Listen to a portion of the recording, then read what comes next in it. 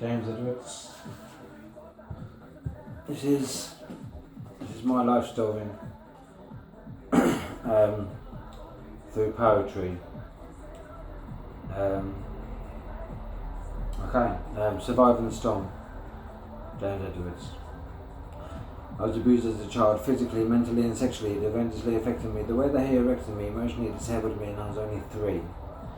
But am I insane? I hear everyone saying, I'm no more insane than you are sane, which makes us the same. My life is not a waste, but my anxiety is a waste, so for goodness sakes, don't judge me.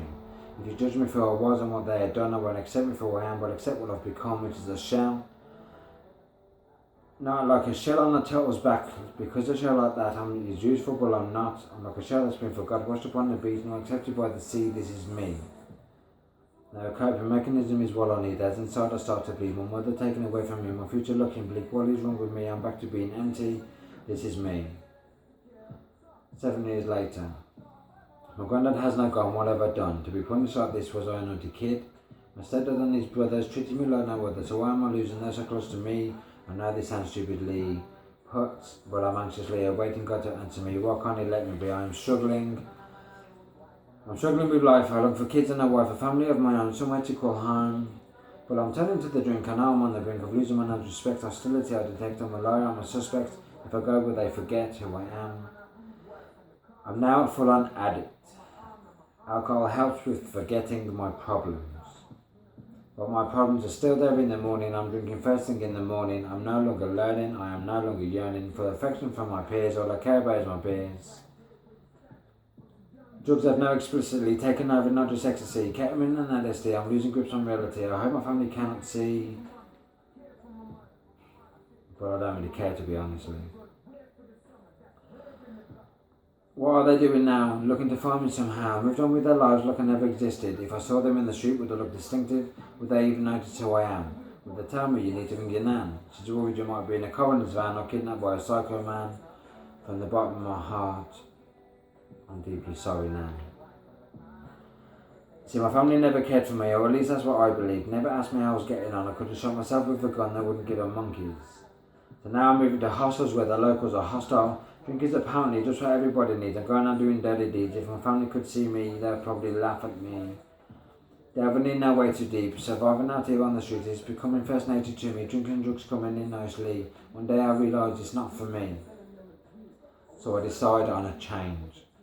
With rough sleep as I arrange for them to get me on the train, so off I go again. Not caring the world. Not knowing what this brings. Who will I get to know? Will I have to give up blows to survive? I'm hardened to the streets, don't trust anybody that I meet. In case they try to hurt me, takes me back to when I was a kid and what everybody did. They made me who I am. I hate them all so much. If somebody wants to come and touch my heart, I won't say no. I'll say okay, then shall we go, but this doesn't happen.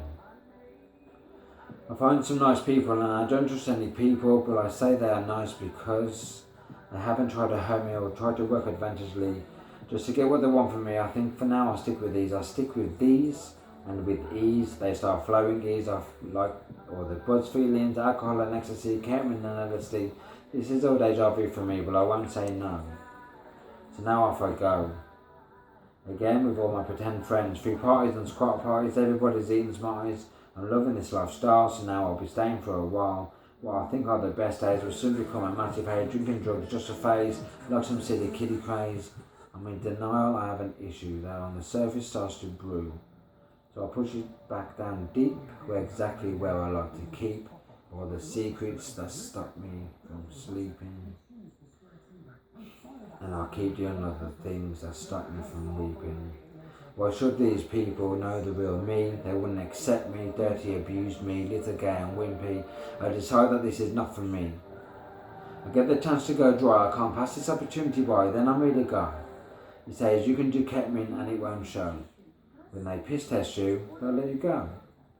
I say okay, then let's go. I know I won't say no, because once the ketamine flows, it's the only thing I know to stop the real me being shown. But this is bad, and I meet another guy.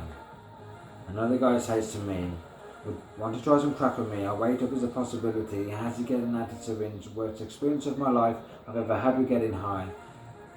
I was raped once by two guys, worst time of my life, threatened with a syringe and a knife, told me that I would die if I did not comply, took me back to when I was a kid and what everybody back then did, I leave the dry house. I went to the hospital, they got no room. In the streets I found myself soon consumed by the fact that my life is ruined. Got in with shady people with no M&M. These are darker people, I'm in with the hate again. Heroin is lifelong hate. Ended up in a crack house / smack dig. Cannot share you with what I did. Just to get my fix and feel the hits, I left this place with such haste, massive distaste for what I've become and for what I had done. I started thinking of my mum. She wouldn't be proud of what I've become. She would say, my son, what have you become? Don't steer from your path because of what they had done. I decided to be with my mum and plan out what to do. I say, Mum, I'm coming to you. I'm going to buy some LSD, a whole bottle for me. This is going to be so easy for me. Then one day out of the blue, I go onto a chat room where I met a woman who is my guardian angel. Yes, that's you. We start to have chats and I start to forget that I'm going to commit suicide, but my feelings of death I cannot hide. But she has accepted me for who I am, without even a second glance. This is my second chance to get my life back on track. Will I ever look back? I don't know. So I have to go and meet her. What if I complete her and hope on what she wants from life? She could be my future wife. Hold it there a minute. Now we don't want to rush it, definitely don't want to push it, so we can try and take it slow. Well, if she wants sex and I say no, then where will we go? For once, can I just let this flow? Now in the last 9 years for me, this lady, this woman, in the 9 years I've battled a lot of demons. I haven't put it down here. I just wanted to, this is just a quick run through, and this is where I am now. After all, this is where I am now in my life. Pardon me. 9 years later, I have to say I let it flow. Now my demons have let go. Have I counseling to help me? It helped me realise and open up my eyes and see what I had got, something I had forgot.